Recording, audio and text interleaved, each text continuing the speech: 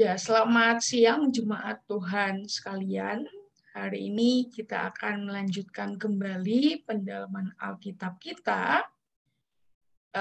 di mana hari ini kita akan membahas Injil Lukas pasalnya yang ke-19, ayatnya yang pertama sampai ayatnya yang ke-27.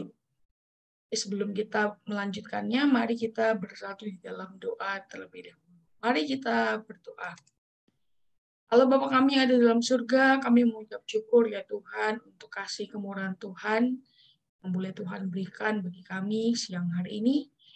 Kami boleh ada dalam kasih-Mu ya Tuhan. Dan sebentar jikalau kami akan belajar pendalaman Alkitab, Tuhan berkati kami, tapi juga hamba-Mu yang akan menyampaikan kebenaran firman Tuhan kepada setiap jemaat Tuhan. Kiranya kebenaran firman Tuhan bisa jadi satu pelajaran yang boleh menerangi hati kami. Terima kasih Tuhan, kami serahkan dalam Alkitab kami pada siang hari ini.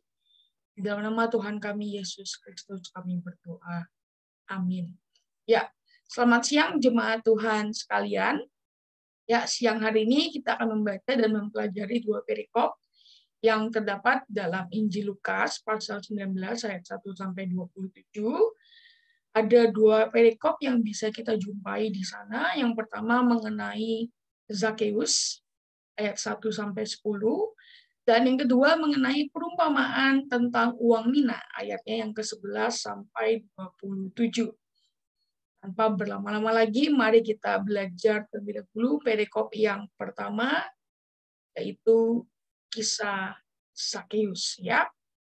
Kita baca terlebih dahulu ayatnya yang pertama sampai ayat yang ke-10.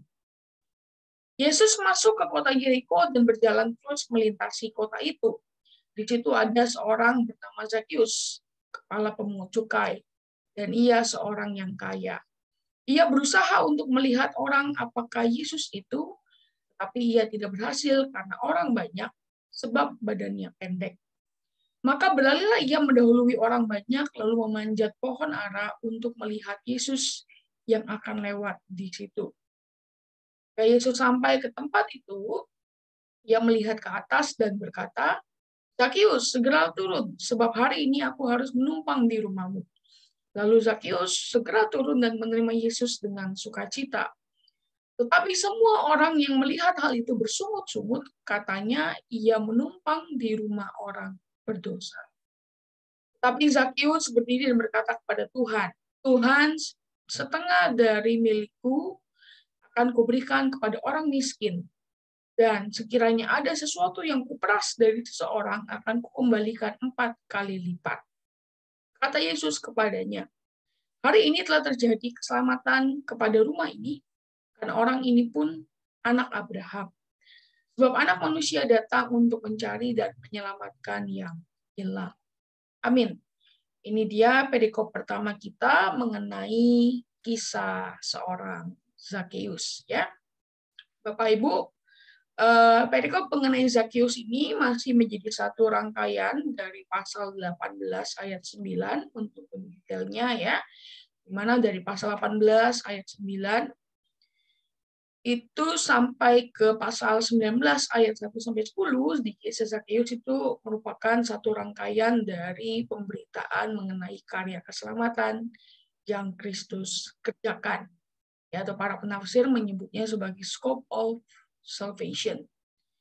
Perikop ini juga menjadi kelanjutan perjalanan Tuhan Yesus di Yeriko. Setelah minggu lalu ya kita melihat di mana Yesus memasuki kota Yeriko dan menyembuhkan seorang buta. Nah, berbicara soal Zakheus, saya yakin ya nama Zakheus ini atau kisah Zakheus ini bukanlah sebuah hal yang asing di telinga kita bersama. Kisah Zakheus yang ada di Injil Lukas pasal 19 ini merupakan sebuah kisah yang familiar tentunya ya. Di sekolah minggu mungkin kita belajar akan hal ini.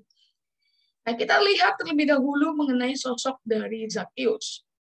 Yang pertama, yang paling familiar dan juga ada lagunya gitu ya. Lagu sekolah minggu tentunya. Pertama, Zakheus dikenal dengan posturnya yang pendek.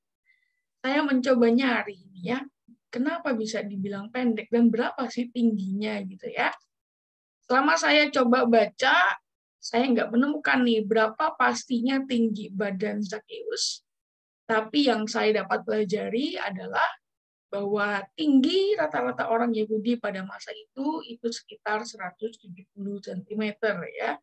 Jadi kemungkinan Zakheus dibilang pendek karena tingginya berada di bawah tinggi rata-rata orang Yahudi pada masa itu, yaitu 170 cm. Itu mengenai ukuran badannya, tinggi badannya yang sangat terkenal ya. Lalu jabatannya kita tahu dalam pekerjaannya Zakheus ini adalah seorang kepala pemungut cukai. Nah, pekerjaan kepala pemungut cukai tentulah bukan sebuah pekerjaan atau jabatan yang biasa.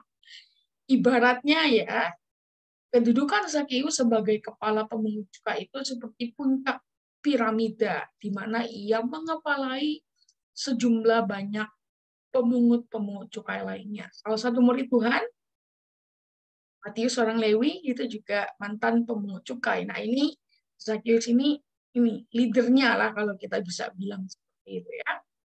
Dia dikenal sebagai orang yang kaya karena ia mengambil komisi dari orang-orang yang membantunya mengumpulkan pajak. Itu sekilas mengenai kisah dari atau deskriptif dari seorang Zakheus ya. Sekarang kita melanjutkan mengenai kisah perjumpaannya dengan Tuhan Yesus. Kita baca kembali ayat 1 sampai 4. Yesus masuk ke kota Yeriko dan berjalan terus melintasi kota itu. Di situ ada seorang bernama Zakheus, kepala pemungut cukai, dan ia seorang yang kaya. Ia berusaha untuk melihat orang apakah Yesus itu, tetapi ia tidak berhasil karena orang banyak, sebab badannya pendek. Ayat 4 yang cukup penting. Maka berlarilah ia mendahului orang banyak, lalu memanjat pohon ara untuk melihat Yesus yang akan lewat di situ. Bapak Ibu, dikatakan dalam ayat yang pertama bahwa Yesus ini bergerak masuk ke kota Yeriko ya. Zakheus yang mendengar akan kabar bahwa Yesus akan masuk ke kota Yeriko ini dan melewati kota Yeriko menjadi begitu excited gitu ya. Dikatakan bahwa ia mempunyai rasa keingintahuan yang besar untuk dapat melihat seperti apa sih Yesus itu, gitu kan? Karena Zakheus ini dan juga orang banyak pastilah telah mendengar akan banyaknya hal-hal hebat mengenai diri Tuhan Yesus. Hal-hal hebat mengenai pelayanan-pelayanan yang dikerjakan oleh Tuhan Yesus. Akan tetapi sebelum dia bisa bertemu, melihat, gitu ya, ada satu problem nih. Problemnya apa? Problemnya adalah ukuran tinggi badan dari Zakheus yang pendek, gitu ya. Karena pastilah bukan cuma Zakheus yang mau melihat, ada orang banyak yang mau melihat, jadi pasti berjubel-jubel gitu ya istilahnya ya. Dan Zakheus karena pendek nggak bisa melihat, mengalami kesulitan karena postur tubuhnya yang pendek. Namun karena keingintahuannya yang besar untuk melihat Tuhan Yesus, Zakheus berusaha lebih keras lagi untuk bisa bertemu, untuk bisa melihat. Dikatakan dalam ayat yang keempat bahwa ia berlari dan memanjat pohon ara. Bapak Ibu, ada satu hal yang sangat penting yang bisa kita pelajari dari ayatnya yang keempat, ya, perbuatan Zakheus yang berlari dan memanjat pohon ara. Karena ia tidak ingin ya rasa penasarannya itu tidak terpuaskan. Wah, mumpung Tuhan Yesus lewat, saya mau lihat. Tapi tubuh saya pendek nih, ada orang banyak. Itu tidak dapat menghentikan saya untuk bisa melihat, gitu ya. Rasa penasaran itu dia mau terus lakukan sampai dia puas bisa melihat. Dia memilih untuk berlari, mendahului orang banyak dan memanjat pohon ara.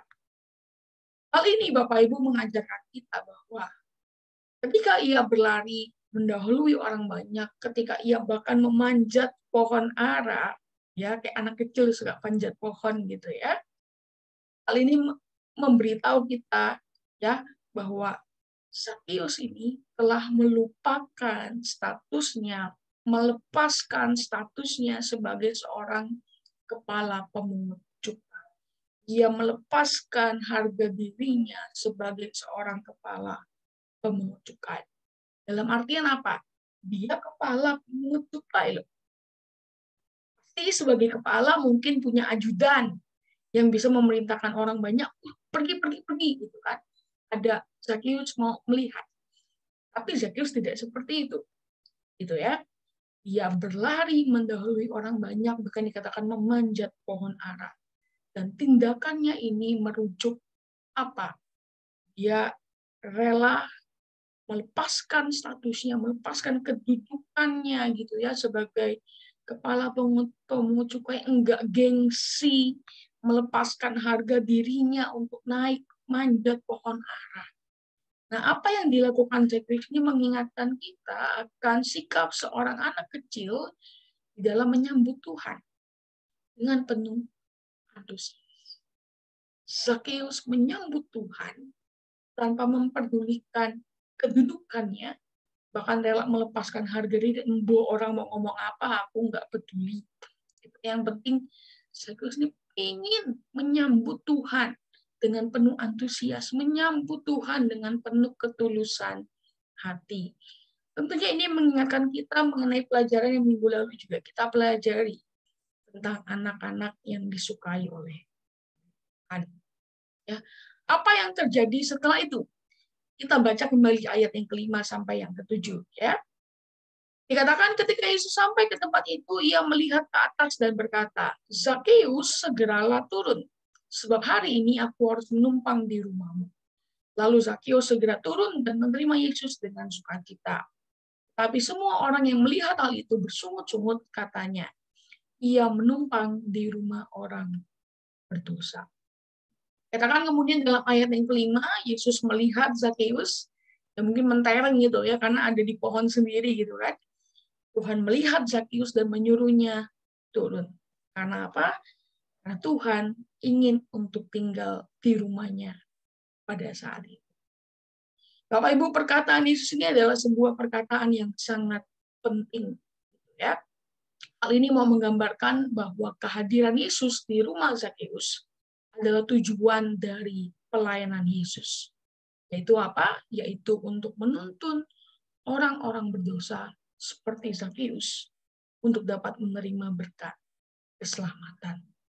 Dalam teologi perjanjian lama pun kita belajar bersama-sama dikatakan bahwa ketika Allah memilih untuk berdiam di dalam rumah seseorang, contohnya seperti Allah berdiam di dalam kemah Set, maka perkenanannya akan tercurah kepada orang yang Allah temui, bahkan kepada seluruh orang yang ada di rumahnya dan bahkan sampai keturunan-keturunannya. Itu hal yang sangat penting, bukan? Lalu Zakheus pun turun di ayat yang ke-6, katakan Zakheus turun dengan senang hati menyambut kehadiran Yesus di rumahnya, gitu ya. Pasti senang gitu kan, nggak mungkin nggak senang.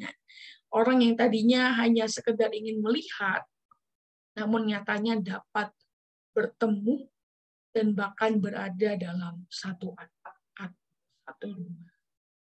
Sambutan yang diberikan Zakheus kepada Kristus untuk masuk ke dalam rumahnya itu juga sekaligus awal dan tanda bahwa ia menerima Kristus di dalam hatinya.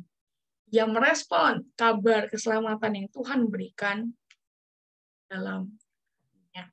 Ya, perjumpaan yang dialami oleh Zakheus ini disebut oleh banyak penafsir sebagai perjumpaan yang lebih dari apa yang diharapkan. Ya, betul ya, ibu-ibu ya, bapak-bapak ya. Alih-alih hanya melihat Tuhan Yesus, namun di sini Zakheus berjumpa dan tinggal bersama-sama di dalam rumahnya. Hal ini mau menggambarkan respon Allah yang berkenan ketika ada orang yang mau datang menghampirinya sesuai dengan kehendak Tuhan. Nah, akan tetapi perjumpaan ya masuknya Tuhan ke dalam rumah Zakheus ini menuai sebuah protes keras dari orang-orang yang melihat itu di ayatnya yang ke-7 ya. Katakan mereka menggerutu. Nah, kata menggerutu ini penting ya. Karena kata menggerutu ini merupakan sebuah kata yang digunakan oleh orang-orang Israel ketika mereka berada di padang gurun dan mereka protes. Nggak ada air, mereka protes. Nggak ada ini, mereka protes, dan itu. Itu kata yang sama yang digunakan oleh orang-orang yang melihat kedatangan Tuhan di dalam rumah Zakheus, ya. Tuhan kumpul di rumah orang berdosa, gitu kan. Mereka ngomel karena Tuhan Yesus datang ke rumah Zakheus yang notabene adalah orang yang berdosa. Jemaat Tuhan, sesungguhnya ya mereka ini adalah orang-orang yang berhati picik dan suka menghakimi perbuatan orang lain. Mereka sendiri tidak sadar bahwa mereka juga adalah orang-orang berdosa. Hal ini juga mengingatkan kita akan perbuatan orang-orang Farisi yang mau melemparkan batu pada seorang perempuan pelacur ya. Tapi hal itu dihentikan oleh Tuhan Yesus. Tuhan kasih batu, ayo siapa yang merasa dirinya tidak berdosa boleh lempar. Ini ada gambarannya sedikit di sana. Nah, mendengar protes dari orang banyak itu, apa yang menjadi respon Tuhan Yesus? Jelas bahwa Tuhan tidak menggubris omongan orang-orang tersebut, gitu ya. Justru melalui kedatangannya ke rumah Zakheus, itu menjadi bukti bahwa Tuhan tidak mengesampingkan orang-orang yang berdosa, yang membuka dirinya, yang membuka hatinya kepada Allah. Justru melalui kunjungan ke rumah Zakheus itu menjadi bentuk penerimaan Tuhan kepada orang-orang yang berdosa. Jadi sekali lagi Tuhan Yesus menghiraukan kata-kata orang banyak yang memprotes, yang menggerutu kehadirannya di rumah orang berdosa itu. Karena apa? Ya karena itulah prioritas pelayanan Tuhan. Bukankah Tuhan datang untuk mencari dan menyelamatkan orang yang terhilang, agar mereka boleh merasakan kasih dan anugerah Allah. Jadi ya dimin aja, karena kedatangan Tuhan itu adalah maksud dan tujuan dari kehadirannya di muka bumi. Kita lanjutkan bagian yang terakhir, ayat yang ke-8 sampai dengan ayatnya yang ke-10. Tapi Zakheus berdiri dan berkata kepada Tuhan, Tuhan, setengah dari milikku akan kuberikan kepada orang miskin, dan sekiranya ada sesuatu yang kuperas dari seseorang akan kukembalikan 4 kali lipat. Kata Yesus kepadanya, hari ini telah terjadi keselamatan pada rumah ini, karena orang ini pun anak Abraham. Sebab anak manusia datang untuk mencari dan menyelamatkan yang hilang. Bapak Ibu, penerimaan Tuhan Yesus terhadap diri Zakheus membuat sebuah dampak yang besar dalam diri Zakheus. Memang dulu Zakheus adalah seorang pendosa, namun kini Zakheus mau memulai lembaran baru dalam hidupnya sebagai seorang yang boleh menerima anugerah Tuhan. Ya, mau memulai lembaran hidupnya, lembaran baru di dalam hidupnya untuk hidup di dalam pertobatan yang sungguh. Dengan penuh keyakinan di sini ya Zakheus berdiri dan bersaksi. Ada 2 hal yang Zakheus mau lakukan di sini dikatakan dalam ayat yang ke-8 tadi ya. Pertama, dia ingin memberikan setengah dari hartanya kepada orang-orang miskin. Dan yang kedua, memberikan 4 kali lipat kepada mereka yang dulu pernah diperas olehnya. Hal ini diperbuatnya, kenapa dia mau buat hal ini? Hal ini diperbuatnya karena ia menyadari akan perbuatan dosa masa lalunya. Ya sadar dan sekarang dia mau untuk memperbaiki kesalahan yang sudah ia buat. Mau hidup di dalam sebuah kehidupan yang baru. Responnya terhadap anugerah Allah yang telah dinyatakan.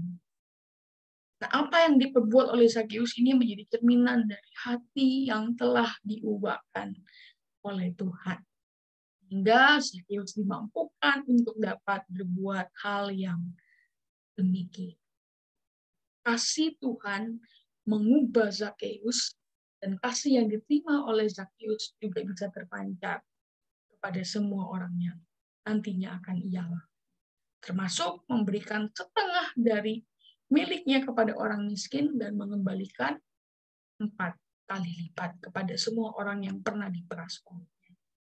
Nah, Dua hal yang dilakukan oleh Zakheus ini juga mengajak kita untuk kembali merefleksikan kisah tentang seorang kaya yang bodoh yang juga minggu lalu kita boleh belajar. Sepertinya Lukas ini ya, itu sengaja menempatkan kedua cerita ini cukup dekat dalam tulisannya. Artinya Lukas mau membandingkan kedua karakter ini, Zakheus dan juga pemuda yang kaya, gitu ya. Lukas mau membandingkan sikap mereka setelah mereka boleh bertemu dengan Tuhan. Kita lihat dari pemuda yang minggu lalu sudah kita pelajari ya. Pemuda yang kaya mengambil sikap yang membelakangi Tuhan Yesus.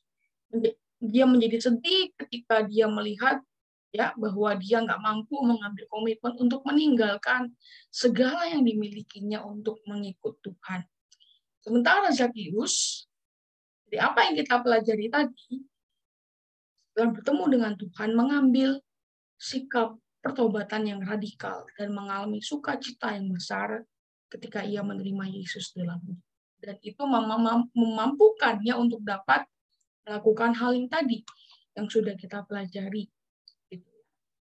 Perikop ini kemudian ditutup dalam ayat yang ke-9 dan yang ke-10 yang menunjukkan respon dari Tuhan Yesus dari apa yang diperbuat oleh Zakheus.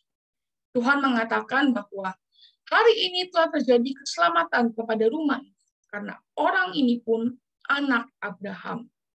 Sebab anak manusia datang untuk mencari dan menyelamatkan yang hilang. Di sini Allah telah mendapatkan anaknya yang dahulunya telah hilang, namun sekarang bisa dia dapatkan lagi. Zakheus sekarang telah menjadi anak Abraham. Ya, anak Abraham ini adalah sebutan Paulus yang menunjukkan seseorang yang percaya dan beriman kepada Kristus. Demikian pembelajaran kita mengenai kisah dari Zakheus ini. Kita melihat bagaimana Allah yang mau senantiasa mencari, menyelamatkan orang-orang yang berdosa. Kita bersyukur bahwasannya kita juga boleh ditebus oleh Tuhan. Dan mari kita mau responi anugerah yang telah kita terima untuk kita pakai melayani Tuhan dengan segala yang ada dalam. Kita lanjutkan pembelajaran kita dalam perikop yang kedua, yaitu perumpamaan tentang uang mina. Ayatnya yang ke-11 sampai dengan ayatnya yang ke-27. Saya bacakan buat Bapak Ibu semua. Untuk mereka yang mendengarkan dia di situ, Yesus melanjutkan perkataannya dengan suatu perumpamaan, sebab ia sudah dekat Yerusalem, dan mereka menyangka bahwa kerajaan Allah akan segera kelihatan. Maka ia berkata, ada seorang bangsawan berangkat ke sebuah negeri yang jauh untuk dinobatkan menjadi raja di situ, dan setelah itu baru kembali. Ia memanggil 10 orang hambanya dan memberikan 10 mina kepada mereka, katanya, pakailah ini untuk berdagang sampai aku datang kembali. Tetapi orang-orang sebangsanya membenci dia, lalu mengirimkan utusan menyusul dia untuk mengatakan, kami tidak mau orang ini menjadi raja atas kami. Dan terjadilah ketika ia kembali, setelah ia dinobatkan menjadi raja, ia menyuruh memanggil hamba-hambanya yang telah diberinya uang itu untuk mengetahui berapa hasil dagang mereka masing-masing. Ayat 16, orang yang pertama datang dan berkata, Tuan, mina Tuan yang satu itu telah menghasilkan 10 mina. Katanya kepada orang itu, baik sekali perbuatanmu itu, hai hamba yang baik. Engkau telah setia dalam perkara kecil. Karena itu terimalah kekuasaan atas 10 kota. Datanglah yang kedua, dan berkata, Tuhan, mina Tuan telah menghasilkan 5 mina. Yang ayat ke-20, dan hamba yang ketiga datang dan berkata, Tuhan, inilah mina Tuan. Aku telah menyimpannya dalam sapu tangan. Sebab aku takut akan Tuhan, karena Tuhan adalah manusia yang keras. Tuhan mengambil apa yang tidak pernah Tuhan taruh, dan Tuhan menuai apa yang tidak Tuhan tabur. Ayatnya yang ke-22, katanya kepada orang itu, hai hamba yang jahat, aku akan menghakimi engkau menurut perkataanmu sendiri. Engkau sudah tahu bahwa aku adalah orang yang keras, yang mengambil apa yang tidak pernah aku taruh dan menuai apa yang tidak aku tabur. Jika Demikian, mengapa uangku tidak kau berikan kepada orang yang menjalankan uang? Maka sekembali aku dapat mengambilnya serta denganmu. Lalu katanya kepada orang-orang yang berdiri di situ, ambillah mina yang satu itu daripadanya dan berikanlah kepada orang yang mempunyai 10 mina itu. Mereka kepadanya, Tuan, ia sudah mempunyai 10 mina. Jawabnya, aku berkata kepadamu, setiap orang yang mempunyai kepadanya akan diberi, tetapi siapa yang tidak mempunyai daripadanya akan diambil juga apa yang ada padanya. Terakhir, akan tetapi semua seteruku ini yang tidak suka aku menjadi raja, bawalah mereka kemari dan bunuhlah mereka di depan mata. Ya, demikian pembacaan kita mengenai perumpamaan uang mina. Bapak Ibu, perumpamaan tentang uang mina ini adalah perumpamaan terakhir yang tercatat oleh Lukas mengenai perjalanan akhir Tuhan Yesus menuju kota Yerusalem. Minggu depan kita akan masuk belajar bagaimana Yesus masuk ke kota Yerusalem, dia dieluk-elukan. Nah, perjalanannya menuju kota Yerusalem menjadi poin yang penting bagi para pengikutnya. Karena mereka percaya, mereka berpikir bahwa kerajaannya akan segera datang atau kelihatan, gitu ya. Nah, apa yang selama ini Yesus lakukan dalam pelayanannya, ya, menyembuhkan orang, mengajar, bernubuat, dan lain-lain, itu membuat orang-orang mengharapkan kerajaannya menjadi nyata ketika Tuhan sampai di kota Yerusalem. Ya, nah, Tuhan yang mengetahui pemikiran mereka yang keliru mengenai kerajaan Allah, ya kita tahu bahwa kerajaan Allah itu dinyatakan dalam hal yang spiritual, bukan fisikal, seperti apa yang diharapkan oleh para pengikutnya. Ya, Yesus jadi raja, memerintah di dunia. Bukan seperti itu. Nah, untuk meluruskannya, lantas Tuhan mengajarkan hal yang sebenarnya akan terjadi nantinya. Bahwa kerajaannya memang saat ini telah dinyatakan, namun sepenuhnya itu belum. Nanti, ya, already but not yet, gitu ya. Nah, untuk itulah Yesus mengajarkan para muridnya mengenai perumpamaan ini, bahwa kerajaannya itu tidak akan datang seutuhnya sampai ia nantinya datang kembali. Sekali lagi, sudah datang tapi belum seutuhnya. Already but not yet. Nah, perumpamaan ini tentang uang mina itu menjelaskan apa yang menjadi harapan Yesus dari para pengikutnya selama ia pergi mereka.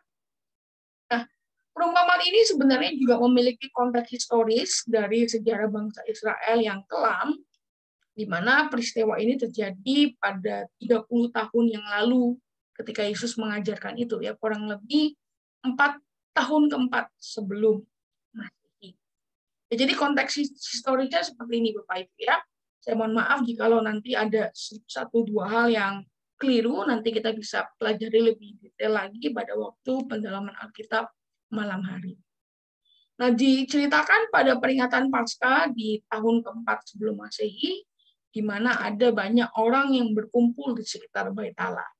Pastilah Paskah gitu kan, peringatan hari raya besar, orang-orang dari segala penjuru Israel, bahkan dari luar Israel, datang ke Yerusalem, berkumpul di Bait Allah. Nah, ketika itu ada pasukan-pasukan dari Arkelaus yang membantai sekitar 3.000 orang Yahudi. Kenapa bisa terjadi pembantaian ini? Terjadi dikarenakan orang-orang Yahudi yang protes, tidak terima jika Arkelaus diangkat menjadi raja, menggantikan bapaknya, Herodes Agung yang mati sebelum peringatan Paskah. Ya, namanya orang Yahudi protes kepada penguasa, ya disikat gitu ya, dibunuh semua. Total kurang lebih 3.000 orang. Setelah kejadian pembantaian itu, ya, Arkelaus ini kan belum benar-benar sah menjadi raja, tapi dia sudah berbuat semena-mena seperti itu, gitu ya. Nah, orang-orang Yahudi kemudian mengutus 50 orang ke hadapan Kaisar Roma untuk meminta otonomi bagi Israel. Mereka juga meminta agar mereka diperintah oleh gubernur daripada seorang Arkelaus. Ya, jadi Arkelaus ini menjadi satu kandidat pengganti Herodes Agung ya bapaknya ya. Tapi utusan-utusan ini pergi ke hadapan Kaisar Roma meminta agar kasih otonomi atau enggak biarkan saya diperintah oleh gubernur. Nah, hal ini kemudian membuat Arkelaus harus berada di Roma untuk menghadapi tuntutan tersebut. Ya, jadi Arkelaus ini harus pulang ke Roma dulu untuk menghadapi tuntutan tersebut. Nah, akan tetapi Arkelaus itu tetap ditunjuk sebagai gubernur atas daerah-daerah Idumea, Yudea, dan juga Samaria. Ini cukup luas cakupan daerahnya, ya. Dan selama masa pimpinannya, dia dikenal dengan kekejamannya yang luar biasa, sehingga ia dibenci. Dan orang-orang tetap menyimpan ingatan yang kelam akan pemerintahan Arkelaus. Ya, kurang lebih seperti itu konteks historis yang mau Tuhan pakai. Ya, Tuhan menggunakan referensi sejarah itu untuk menyampaikan perumpamaannya agar apa? Sekali lagi, ya namanya perumpamaan lebih mudah dimengerti. Nah, kita masuk dalam pembahasannya. Dikatakan dalam ayat yang ke-12, ya, seperti seorang bangsawan berangkat ke sebuah negeri yang jauh untuk dinobatkan menjadi raja di situ. Dan setelah itu baru kembali. Nah, sekali lagi ini juga merujuk ya seperti Arkelaus yang pergi ke Roma dan lantas kembali menjadi gubernur di 3 wilayah itu ya. Itu mau merujuk juga kepada kedatangan Tuhan yang pertama dan nantinya kedatangan Tuhan yang kedua. Nah, sementara bangsawan itu pergi, ia memberi sejumlah uang kepada 10 hambanya, masing-masing sejumlah 1 mina. 1 mina ini bisa juga kita konversi menjadi upah rata-rata 3 bulan kerja atau 100 hari kerja. Nah, 1 mina ini dikasih untuk boleh diusahakan. Ya. 10 hamba itu harus memikirkan apa yang dapat mereka perbuat dengan uang yang mereka dapatkan ini. Ya, apa kayak mereka buat, mereka dagang atau mereka buat apa, pokoknya harus diusahakan uang itu sampai nanti tuannya kembali. Nah, ke-10 hamba ini itu menjadi wakil dari para pengikut Tuhan Yesus. Selain hamba-hamba itu, tadi 10 hamba ya, bukan 10 tuan. 10 hamba itu mewakili para pengikut Tuhan. Nah, selain hamba-hamba itu juga terdapat orang-orang yang membenci sang penguasa atau tuan itu dan tidak ingin tuan itu menjadi raja. Mereka mengirim utusan kepada para petugas pemilihan untuk menyampaikan keberatan mereka. Ada lagi ini juga merujuk kepada para utusan Yahudi yang menolak Arkelaus. Dan juga ini merujuk kepada orang-orang Yahudi yang menolak Kristus. Nah, namun meskipun begitu, ada utusan-utusan, tetap saja bangsawan itu tetap dilantik sebagai raja. Dan saat ia kembali, ya nantinya ia meminta laporan pertanggungjawaban daripada hamba-hambanya. Ini juga yang nantinya akan Tuhan perbuat ya. Dalam kedatangannya yang kedua, ia akan menghakimi setiap kita, menuntut setiap pertanggungjawaban kita masing-masing. Sekarang mari kita mau melihat laporan pertanggungjawaban daripada hamba-hambanya tadi ya. Kita baca ayatnya yang ke-16 sampai yang ke-19 terlebih dahulu. Orang yang pertama datang dan berkata, Tuhan, mina Tuhan yang satu itu telah menghasilkan 10 mina. Katanya kepada orang itu, baik sekali perbuatanmu itu, hai hambaku yang baik. Engkau telah setia dalam perkara kecil, karena itu terimalah kekuasaan atas 10 kota. Datanglah yang kedua, hamba yang kedua ya, dan berkata, Tuhan, mina Tuhan telah menghasilkan 5 mina. Katanya kepada orang itu, dan engkau kuasailah 5 kota. Bapak Ibu, untuk mempersingkat perumpamaannya, di sini Tuhan Yesus hanya menunjukkan laporan dari 3 hamba. Ya, karena kan tadi ada 10 hamba, cuma di sini dipersingkat ya, hanya menunjukkan laporan dari ketiga hamba. Nah, kita melihat terlebih dahulu laporan dari 2 hamba. Katakan hamba yang pertama itu sudah menerima 1 mina dan dapat menghasilkan 10 mina ketika tuannya kembali. Sebuah pencapaian yang sangat mengesankan tentunya yang ditunjukkan oleh hamba yang pertama. Ketika melihat hal itu, ya sang tuan lantas memuji hambanya ini sebagai hamba yang baik. Jadi dipuji atas dasar kesetiaannya dan oleh karena itu mempercayakan lebih banyak lagi dengan memberikan 10. Hamba yang kedua juga telah bekerja dengan baik ya dan dapat menghasilkan 5 mina. Meskipun nggak ada pujian yang dilontarkan seperti sang tuan memuji hamba yang pertama, ya tapi tetap sang tuan juga mempercayakan hamba yang kedua ini dengan memberikan 5 kota. Nah, kedua hamba ini telah mempertanggungjawabkan pekerjaan mereka dengan baik. Ya, kalau ada perbedaan mengenai kuantitas dari apa yang dihasilkan, namun sekali lagi pekerjaan mereka tetap dianggap sebagai suatu hal yang baik, layak untuk diapresiasi dan layak untuk dipercaya lagi. Itu laporan dari hamba yang pertama dan hamba yang kedua. Sekarang kita melihat laporan dari hambanya yang ketiga. Kita baca ayat yang ke-20 sampai dengan ayatnya yang ke-26. Dan hamba yang ketiga datang dan berkata, Tuan, inilah mina Tuan. Aku telah menyimpannya dalam sapu tangan. Sebab aku takut akan Tuan. Karena Tuan adalah manusia yang keras. Tuan mengambil apa yang tidak pernah Tuan taruh, dan Tuan menuai apa yang tidak Tuan tabur. Katanya kepada orang itu, hai hamba yang jahat, aku akan menghakimi engkau menurut perkataanmu sendiri. Engkau sudah tahu bahwa aku adalah orang yang keras, yang mengambil apa yang tidak pernah aku taruh, dan menuai apa yang tidak aku tabur. Jika demikian, mengapa uangku tidak kau berikan kepada orang yang menjalankan uang?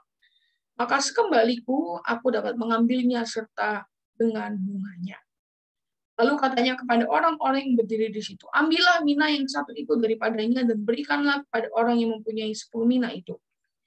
Kata mereka kepadanya, Tuan, ia sudah mempunyai 10 mina. Jawabnya, aku berkata kepadamu, setiap orang yang mempunyai kepadanya akan diberi. Tapi siapa yang tidak mempunyai, daripadanya akan diambil juga apa yang ada padanya. Sekarang kita berpindah ke laporan selanjutnya dari hamba yang ketiga. Inilah poin penting ya pembahasan sentral dari perumpamaan tentang uang minai. Dikatakan hamba yang ketiga itu mengembalikan 1 mina yang dulunya ia terima. Jadi hamba yang ketiga ini tidak menghasilkan apa-apa. Ya, selama tuannya pergi, hamba yang ketiga ini menyembunyikan 1 mina itu di dalam sapu.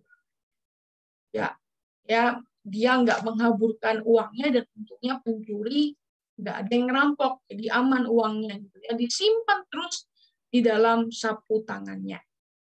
Rasa takutnya akan karakter tuannya yang agresif membuat ia tidak berani menggunakan uang itu. Ya, dan salahnya lagi dia membenarkan dirinya atas kelalaiannya melakukan tugas dan tanggung jawabnya dengan alasan bahwa tuannya ini adalah seorang yang jahat, seorang yang keras, seorang yang agresif, yang tidak segan-segan mengambil apa yang sebenarnya bukan miliknya. Nah, di titik inilah sang hamba yang ketiga hanya dapat berharap sang tuan ini bisa membiarkannya pergi dengan tenang, ya, dengan hanya mengembalikan uangnya itu dengan jumlah yang.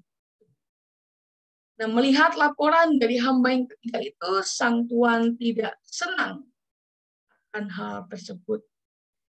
Sang tuan menyebutnya sebagai hamba yang jahat karena ia tidak bekerja untuk tubuhnya.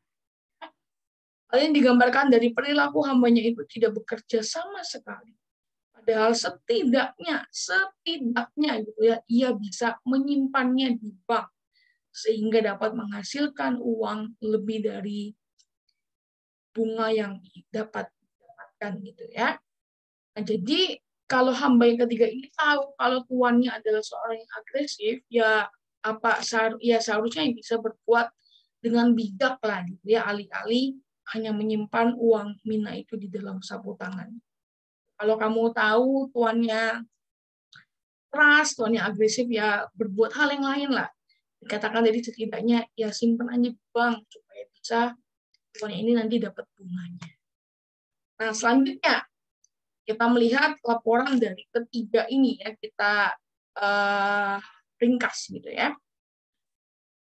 Kalau kedua hamba lainnya memperoleh pujian, memperoleh kepercayaan lebih gitu ya, justru pujian-pujian ini itu menjadi sebuah penghinaan dan hukuman bagi hamba yang ketiga. Ya, sang Tuhan akan menghakimi hamba yang jahat ini menurut perkataan hamba yang ketiga itu. Yaitu apa? Hamba yang ketiga kan bilang, engkau adalah seorang yang keras. Engkau adalah seorang tuan yang mengambil apa yang bukan engkau taruh dan apa yang bukan dia tabur. Ya. Penghakiman ini sekali lagi bukan didasarkan pada sosok tuannya yang terkenal keras, tetapi berdasarkan perkataan hamba yang ketiga itu dan juga kegagalannya dalam melakukan tugas dan tanggung jawabnya.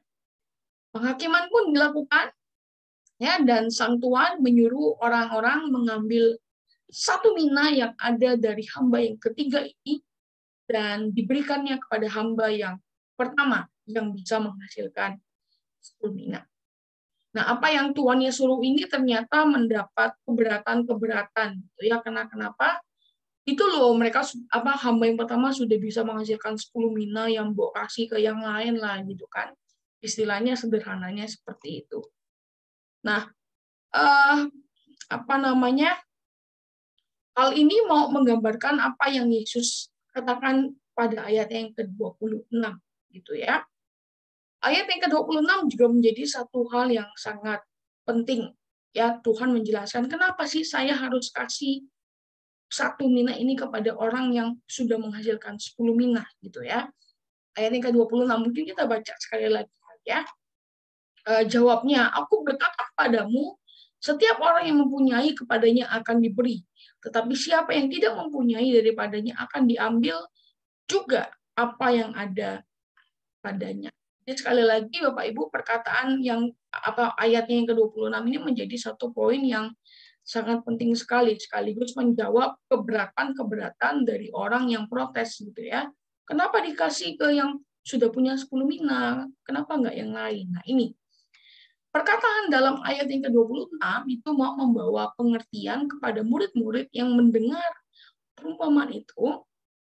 Ya, perkataan ini menuntun kita kepada sebuah pengertian, menuntun murid-murid pada waktu itu kepada sebuah pengertian bahwa mereka yang sudah berusaha paling keras itu harus semakin didorong.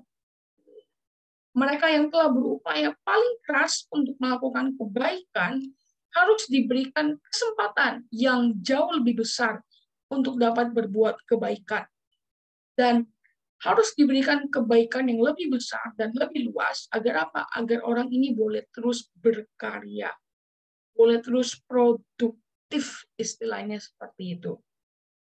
Bagi mereka yang telah memiliki banyak, akan ditambahkan lebih banyak lagi. Sehingga apa? Sehingga ia akan terus mendapat kemampuan untuk mendapatkan lebih banyak, dan lebih banyak lagi.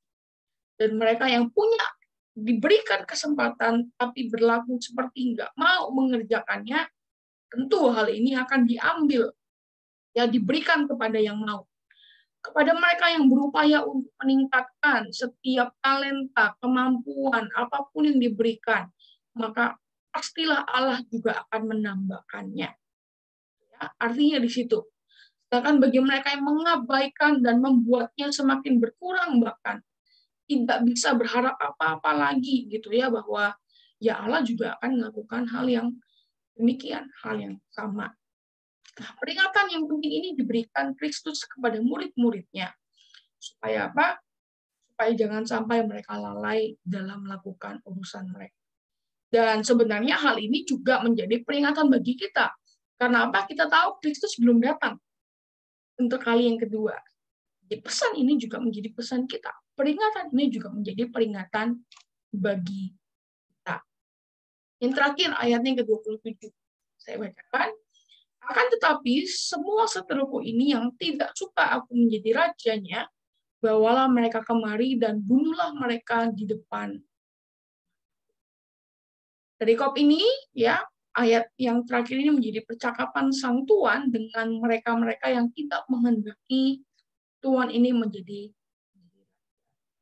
Orang-orang ini pun kemudian dibunuh, gitu ya.